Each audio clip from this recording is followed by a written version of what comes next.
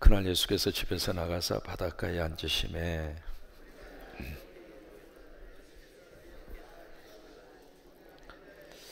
예수께서 비유로 여러 가지를 그들에게 말씀하여 이르시되 씨를 뿌리는 자가 뿌리러 나가서 들어는 흙이 얇은 돌밭에 떨어지며 흙이 깊지 아니하므로 곧 싹이 나오나 들어는 가시떨기 위에 떨어지며 가시가 자라서 기운을 막았고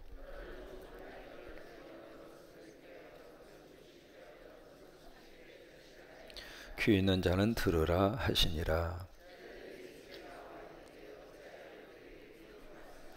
대답하여 이르시되 천국의 비밀을 아는 것이 너희에게는 허락되었으나 그들에게는 아니 되었나니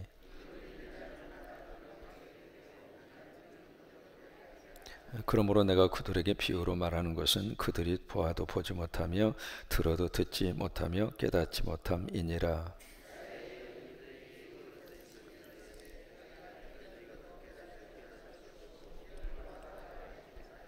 이 백성들의 마음이 완악하여져서 그 귀는 듣기에 둔하고 눈은 감았으니 이는 눈으로 보고 귀로 듣고 마음으로 깨달아 돌이켜 내게 고침을 받을까 두려워함이라 하였느니라. 내가 진실로 너희에게 이르노니 많은 선지자와 의인이 너희가 보는 것들을 보고자 하여도 보지 못하였고 너희가 듣는 것들을 듣고자 하여도 듣지 못하였느니라. 아무나 천국 말씀을 듣고 깨닫지 못할 때는 악한 자가 와서 그 마음에 뿌려진 것을 빼앗나니 이는 곧 길가에 뿌려진 자요 그 속에 뿌리가 없어 잠시 견디다가 말씀으로 말미암아 환난이나 박해가 일어날 때에는 곧 넘어지는 자요.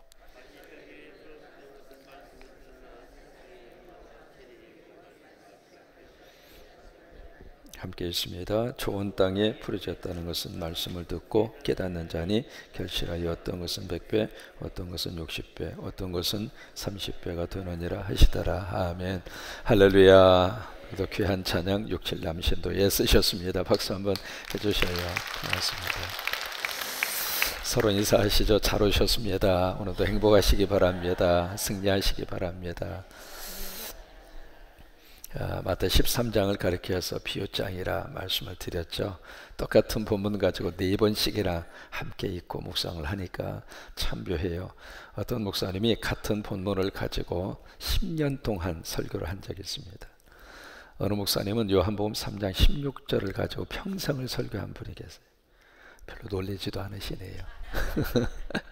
무슨 얘기냐면 그 한 본문을 가지고도 성경 전체를 다 꿰뚫을 수 있습니다. 그 말씀을 가지고 이렇게도 볼 수 있고 저렇게도 볼 수 있고, 혹시 기억할지 모르겠어요. 김정준 교수님이라고 우리 한신대학의 구약학 교수님이셨죠. 영국 친사로 통하는 분입니다.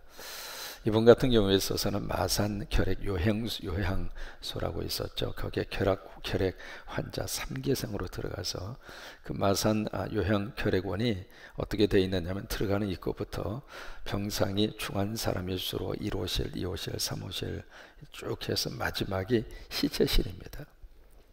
근데 그분이 어디까지 갔느냐면 시체실 바로 직전까지 갔어요. 그 정도로 이제 폐결핵이 심각했던 거죠. 그래서 각혈을 하고 이제 죽을 날만 이렇게 기다리고 계시는데 기도하다가 그런 생각이 드시더래요. 이래 죽거나 저래 죽거나 복음이나 전하다 죽자. 그 생각이 들은 거예요. 그 사람이 막다른 골목에 딱 부딪히면 둘 중 하나거든요. 포기하든지 아니면 그 자리에서 날아가든지 둘 중 하나잖아요. 그래서 이 김정준 이분이 이제 복음 전하다가 죽자 생각을 하고 시체실 바로 옆에 있는 분이 겨우 일어나서 같은 거기 환우들에게 복음을 전하는데, 같은 처지와 입장에 있는 사람이 복음을 전하면 훨씬 더 마음 문이 열리게 돼 있어요. 피를 토하면서 이제 복음을 전하는데, 그래서 마산 요양원에 있었던 많은 사람들이 복음을 접하고 예수 그리스도를 믿고 큰 교회당까지 그렇게 생겨나게 됐는데, 참 놀라운 결과는 점점 이 병이 나아서 시체실 옆에서 그 다음 방으로 그래가지고 나중에 치유받아가지고 퇴원하셨어요. 퇴원해서 이분이 나중에 함태영, 우리 교회도 보니까 정초석을 함태영 부통령이 쓰셨더라고요. 그 함태영 부통령하고 유럽 그 저기를 함께 다니셨고, 남구에 이제 나중에 영국의 옥스퍼드 대학에서, 에딘버러 대학에서 그 공부를 하고 오셨어요. 그래가지고 한국신학대학에서 구약학을 가르치셨는데, 이제 그분 강의를 들으면서 하나 느낀 게 있었어요. 뭐냐면 이분은 이사야서 41장 1절 말씀을 가지고 한 학기 동안 해요. 그 딱 한 구절. 뭐냐면 위로하라, 위로하라, 내 백성을 위로하라. 딱 그거 하나 가지고. 그때 이제 하나님 말씀의 깊이가 이렇게 깊은 거구나.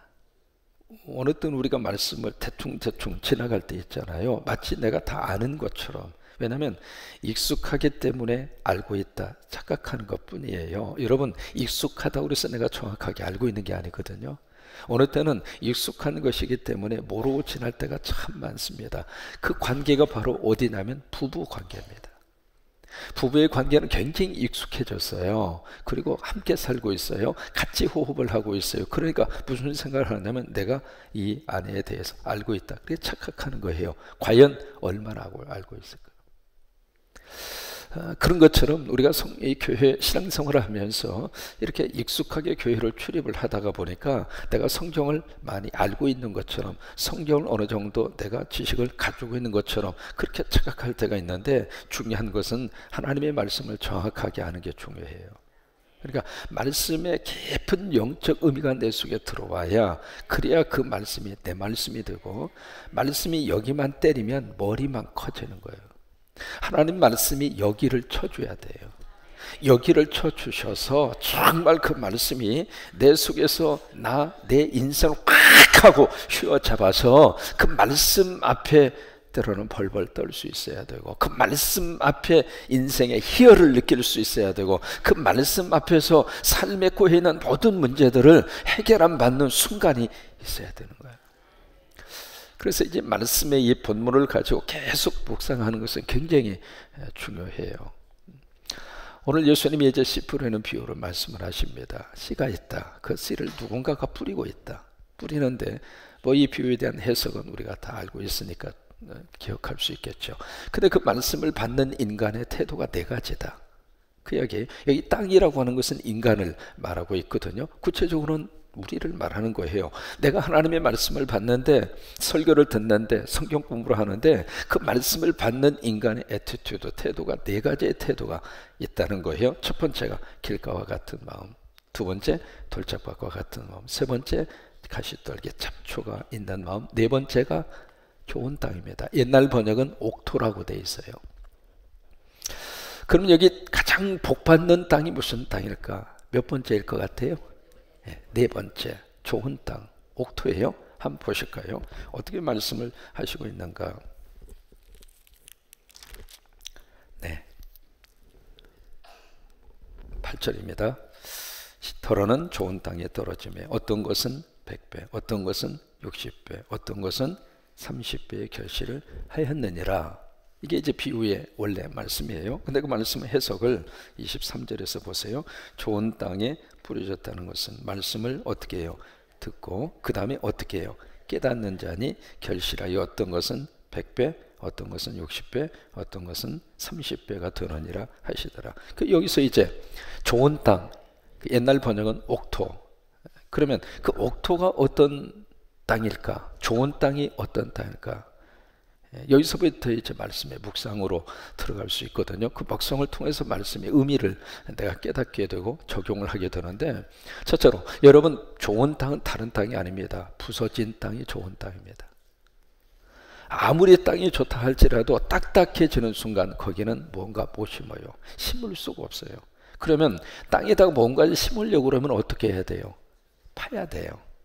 파는 것으로 끝나지 않습니다. 그 땅을 단다는 것은 괭이로 다 부수고, 그래서 부서져야 돼요. 부서지지 않으면 그곳에 생명의 씨앗을 뿌릴 수가 없어요. 그러면 예수님이 여기에 말씀을 받는데 어느 심령, 어느 사람이 가장 말씀을 은혜스럽게 받을까? 부서진 사람이에요.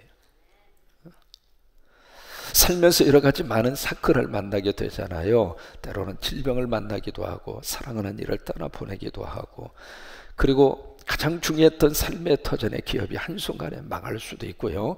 사람은 여러 가지 많은 경우들이 만나게 되는데 그 모든 과정을 통해서 우리가 어떻게 하면 좋은 땅을 가질 수가 있을까? 부서지는 거예요. 부서져야 하나님의 역사가 나타나고, 부서져야 하나님이 보이고, 부서져야 말씀이 보이고, 부서져야 여기 와서 무릎을 꿇어요. 그렇지 않으면 인간은 참 교만하기 짝이 없습니다. 내 힘으로 뭔가 할 수 있다고 생각하는 순간 엎드리지 않습니다. 철저하게 부서져야 돼요. 부서져야 하나님의 역사가 나타나고, 부서져야 아멘이 나오고, 부서져야 하나님 무서운 줄을 알아요. 그렇지 않으면 하나님 무서운 줄을 몰라요. 여러분 다윗을 기억하시죠? 우리 아내 바세바를 범했어요. 완전 범죄예요. 누구도 몰랐어요. 그러나 하나님을 알고 있었어요. 어느 날 나단 선지자 주의 종을 보내서 특별 신방을 받게 하죠. 그 순간에 나단 선지자가 이 다윗을 향하여 기가 막힌 말씀으로 그의 가슴에 패부를 찌릅니다. 어느 집에 손님이 왔는데 이 사람은 부자고 먹을 것도 많대. 그 옆에 겨우 양새끼 자기 딸처럼 키우고 있는 그걸 그 집에 가서 뺏어가지고 그걸 손님에게 대접을 했습니다. 그 말을 들은 이 다윗이 열이 나가지고 도대체 어떤 놈이 그런 놈이냐고. 그러니까 나단 선지자가 뭐래요? 그때 나단 선지자가 부른 노래가 있어요. 그건 너, 바로 너. 그 나단 선지자의 지적 앞에 다윗이 어떻게 해요? 무릎을 꿇어요. 그러면 다윗은 누구 앞에 무릎을 꿇었을까요? 주의 종 앞에 꿇은 게 아닙니다. 하나님 앞에 꿇은 거예요. 여러분, 그게 참 중요한 포인트를 말씀을 하고 있는 거예요. 주의 종의 입을 통해서 나간 그 말 앞에 하나님 앞에 반응을 보인 거예요. 무릎을 꿇은 거예요. 그때부터 다윗은 회개해요. 그래서 시편 51편에 보세요. 하나님이 구하는 영혼이 어떤 영혼인가? 상한 영혼이라. 그 상했다고 하는 말이 broken heart입니다. 마음이 부서졌다 이 말이에요. 마음이 깨졌다고 하는 거예요. 깨어진 마음이 좋은 땅이에요. 깨어진 마음이 말씀 앞에서 깨지고 은혜 앞에서 깨지고 하나님의 거룩한 성령의 놀라운 역사하심 앞에서 깨지고, 그래서 우리가 철저하게 부서지고 파서지고 으깨지고, 그래서 부들부들해진 그 토양 위에 말씀의 씨앗이 떨어져야 그 말씀이 싹이 나고 그 말씀이 뿌리를 내리고. 그러나 길가 같은 마음, 돌짝밭과 같은 마음, 잡초가 우거진 마음은 안 깨졌잖아요. 안 깨지니까 이 말씀이 그 속에서 뿌리를 못 내리는 거예요. 두 번째, 옥토, 좋은 땅이라고 하는 것은 어떤 땅인가? 물기를 스며들은, 물을 받아들이는 땅이 좋은 땅입니다.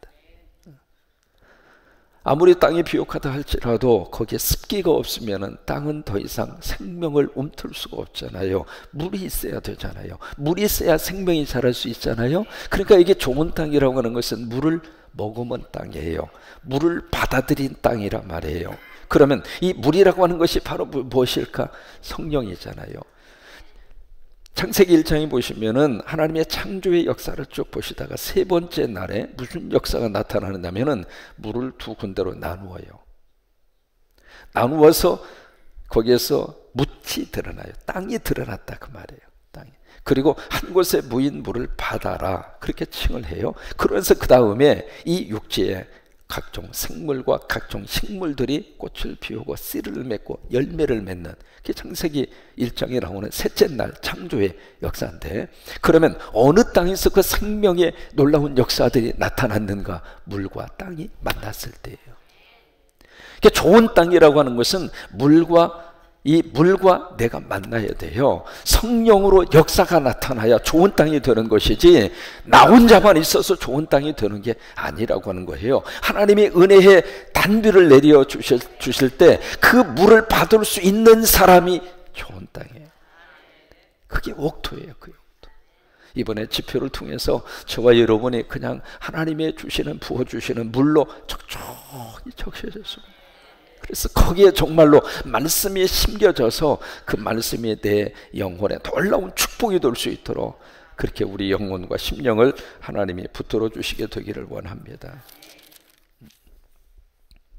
그 다음에 세 번째로 이게 지금 그 네 가지 마음의 밭은 그 말씀을 받아가는 단계입니다. 처음에는 길과 같은 마음으로 받아요. 들어도 무슨 말씀인지 이해가 되지 않을 때 있잖아요. 그 다음에 이제 두 번째는 그 말씀 어느 정도 조금 이렇게 말씀의 맛을 조금 알아요. 그래서 돌짝과 같은 마음이 돼 즉시 받긴 받아요.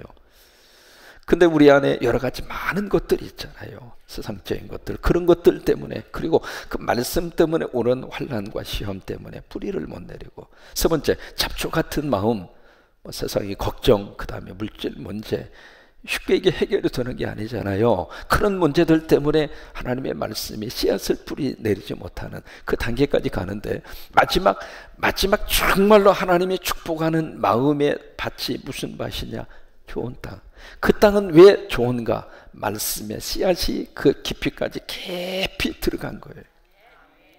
거기까지. 그러니까 이 좋은 땅은 앞에 있었던 세 가지의 단계를 거친 거예요. 길가 같은 거, 그 다음에 돌짝밭 같은 거, 잡초 같은 그 마음을 이기고 그것을 뛰어넘어서 이제는 하나님이 인정하시는 좋은 옥토와 같은 그런 땅이 된 거예요. 그러니까 그것을 이긴 사람이에요. 다시 말해서 세상을 이긴 사람이라 이 말이에요. 내 속에 세상의 염려가 뿌리를 내리려고 하는 순간, 하나님 나 믿고 살랍니다. 나 이 걱정 붙들고 살지 않으랍니다. 여러분, 자식을 향해서 부모는 끊임없이 걱정하고 염려할 수밖에 없어요. 내 눈에 흙이 들어갈 때까지, 들어가는 순간까지라도, 마지막까지도 내가 내 손에 붙잡고 있는 게 자식이에요. 그러면 부모로서 그 자식의 문제를 어떻게 해결할까? 잘하고 있으면 잘하고 있는 대로, 못하고 있으면 못하고 있는 대로. 그래서 그런 말이 있잖아요. 자식 가진 부모는 남의 자식 앞에서 큰 소리 칠 일이 없다고. 지금 내 자식이 잘 나가고 있지만 그 자식이 한순간 어떻게 내 마음에 짐이 될 수도 있고요.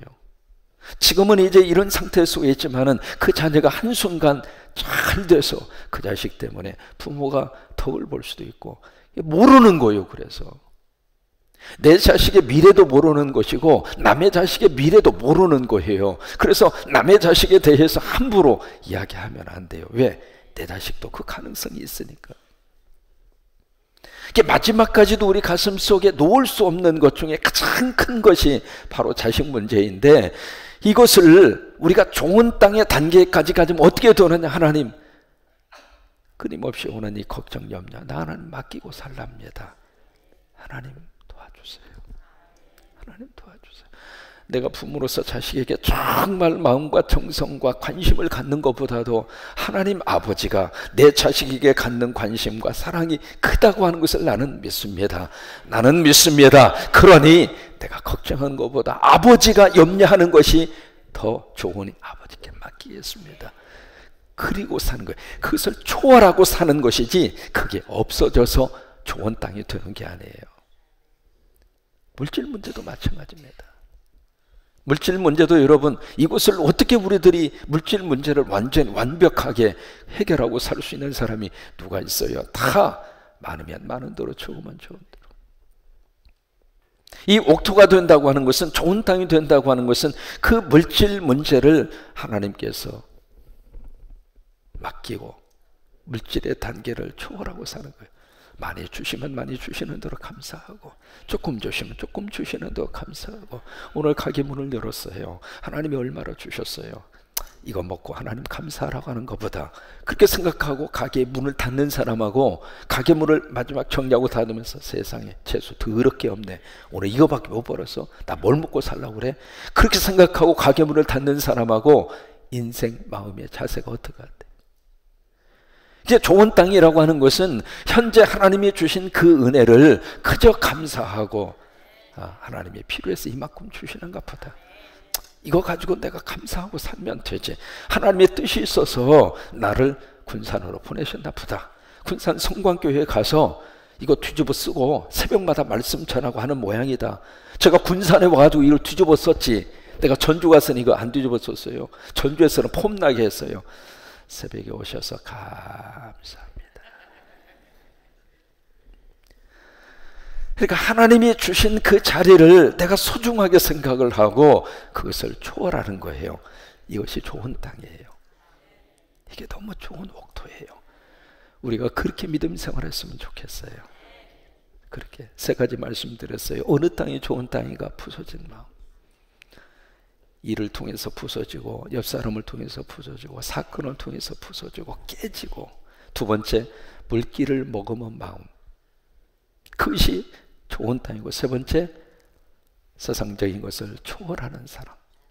그 사람 좋은 땅. 그러면 거기에 하나님이 어떤 역사의 축복을 주셨는가? 23절 다시 한번 보실까요? 좋은 땅에 부러졌다고 하는 것은 말씀을 듣고 깨닫는 자니 결실하여 어떤 것은 몇 배, 100배, 그 다음에 어떤 것은 60배, 그리고 어떤 것은, 기가 막힌 표현입니다. 여러분 성경에서 100배, 60배, 30배가 뭘 의미할까 생각해 보셨어요? 아이 목사님 그거야 그만큼 그냥 곱빼기로 주신다는 말씀이죠. 얼마나 좋은 장사입니까? 한 번 했는데 100배 이것처럼 수지 맞는 장사 어디 있습니까? 그리고 끝난다면 말씀을 1차원으로 듣고 끝나는 거예요. 이 100배라고 하는 것은 두 가지의 뜻이 있어요. 첫째로 양 100마리가 있는데 한 마리가 도망갔어요.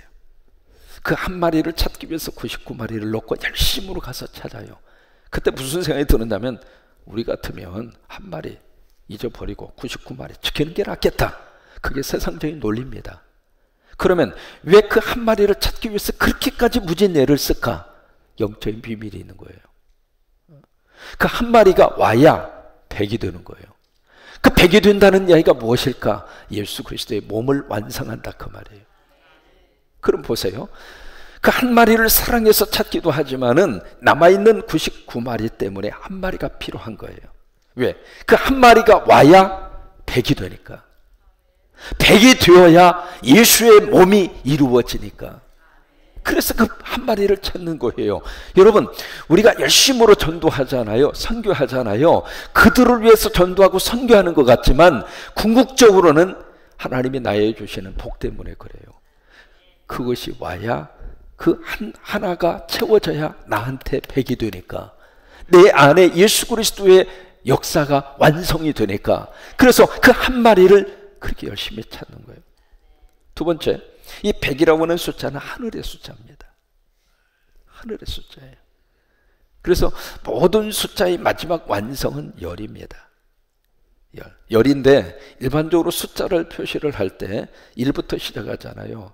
1, 2, 3, 4, 5, 6, 7, 8, 9. 그 다음에 어떻게 표시할 것 같아요? 0으로 표시합니다. 원래는 10이라고 안 하고. 그래서 숫자를 시작을 할 때 0으로 시작하는 경우가 있어요. 0, 1, 2, 3, 4, 5, 6, 7, 8, 9. 왜? 그것을 가지면 이 세상의 모든 숫자를 다 표현할 수 있습니다. 그것이 십진법이잖아요. 그러니까 이 숫자의 마지막 완성이 10이에요. 10. 10인데 그 10이라고 하는 숫자를 10이라고 표현하기도 하지만 0으로 표현하는 거예요. 여러분 0이라고 하는 것은 0이기도 하지만 영원한 것을 말하는 거예요. 그래서 이 100이라고 하는 숫자는 하늘의 숫자입니다. 땅의 숫자가 아니에요. 하늘의 숫자. 그래서 이 하늘의 숫자가 이곳에 더해지면 더해질수록 숫자에 대한 개념이 커지는 거예요. 수학 시간이에요. 이해가 되셨어요? 그러니까 왜 100배의 축복을 주신다고 이야기하셨을까? 첫째는 100이 있어야 예수 그리스도의 몸이 완성되니까, 그래서 100배의 축복을 약속하시고, 두 번째 100배는 하늘의 복이기 때문에. 그러면 30배는 60배는 무엇일까? 60배는 땅의 복입니다. 6이라고 하는 숫자는 인간의 숫자거든요. 완벽한 숫자에서 하나가 부족한 게 인간이에요. 그래서 인간은 끊임없이 부족한 한 가지를 찾아 헤매는 거예요. 그 부족한 것을 한 가지를 다른 것으로 채우려고 하는 사람, 때로는 마약으로 채우려고 하는 사람, 도박으로 채우려고 하는 사람, 물질로 채우려고 하는 사람, 지식으로 채우려고 하는 사람, 여러 가지 많은 경우들이 있잖아요. 그 부족한 한 가지, 그 한 가지를 우리는 예수 그리스도 안에서 채우려고 하는 사람이에요. 그 사람들이 예수 믿는 사람이에요. 그러니까 6이라고 하는 숫자는 항상 하나가 부족해요. 7이라고 하는 숫자 밑에 있잖아요. 그래서 6이라고 하는 숫자는 인간의 숫자입니다. 그래서 60배라고 하는 것은 땅의 복이에요. 그러면 30배는 무엇일까? 30배, 3이라고 하는 숫자는 천국의 숫자이면서도 영적인 숫자예요. 영적인 숫자. 성막을 언제 한번 말씀을 드리고 싶은데, 성막에서 나오는 모든 치수들, 성막에 들어간 재료들, 성막을 통해서 나타난 모든 그 사이즈, 그 규모, 규격들, 그런 것들이 전부 다 3과 관계가 있습니다. 왜 그럴까? 그게 영적인 숫자예요. 30배라고 하는 것은 영적인 복을 말합니다. 아셨어요? 그 말씀 속에 그게 들어있군요. 그러니까 이 새벽에 와서 이런 말씀을 들으니까 좋잖아요. 그래서 말씀이 들려지고 말씀이 깨달아지면 행복해요. 왜냐하면 확 하고 열리거든요. 그동안에 성경을 읽으면서 지나갔던 그 말씀들이 이런 의미가 있는 거구나. 이래서 이렇게 말씀을 주시는구나. 그래서 이 새벽에 우리가 마태와 만나면서 9월 1일부터 시작을 해서 쭉 우리가 지금 오늘까지 해서 마태복음 81번째 만났더라고요. 그래서 마태복음을 언제 끝날지는 저도 모르겠어요. 그러나 끝날 때 가면 끝날 거예요. 그런데 이 마태복음하고 창세기만은 정말로 매일매일 한번 시간이 좀 가더라도 제대로 이 말씀의 맥을 짚으면서 영적으로 말씀의 의미를 풀어가면서 하루하루 사는 것은 굉장히 큰 행복입니다. 정리합니다. 말씀이 떨어지는데 어디에 떨어져야 복인가? 좋은 땅에. 어느 땅이 좋은 땅인가? 부서진 땅. 그래서 여러분 세상적으로 아파할 때는 아파하세요. 눈물이 나면 울으세요. 오셔서 통곡하시고 오셔서 가슴을 쥐어 뜯으시고. 왜? 내 부서진 마음에, 그 부서지고 통해하는 마음이에요. 죄악 앞에서 내가 이거밖에 되지 않았구나. 가슴을 치고 정말로 부서져야 돼. 내가 이것 앞에서 내가 이렇게 믿음이 연약한 모습으로 내가 이렇게 시험 들어서 내가 이러고 있을 수 있는가? 나라고 하는 존재가 참 약하구나. 스스로가 알면서 스스로가 몸부림치면서 세리가 와서 기도하면서 가슴을 쳤던 것처럼. 그래서 부서져요. 부서진 마음이 좋은 마음이고, 또 하나 성령의 물이 우리에게 충만히 임하여서 성령님이 내 안에 적셔 주시는, 그래서 물을 흡수하는 땅, 그 땅이 좋은 땅이고, 그리고 세 번째, 이 세상에 있는 것을 초월할 수 있는 사람, 그 사람이 좋은 땅. 거기에 하나님이 100배에 그리고 60배 그리고 30배 하늘의 복과 그리고 땅의 복과 그리고 영의 복입니다. 그것을 줄이면 이렇게 돼요. 하복, 그 다음에 영복, 그 다음에 육복이에요. 하복이 100배, 영복이 30배, 육복이 60배. 한번 해보실까요? 하복, 육복, 영복. 크게 무슨 이름을 외우는 것 같죠? 하복은 하늘의 복을 하복이라고 해본 거예요. 하복, 영복, 육복.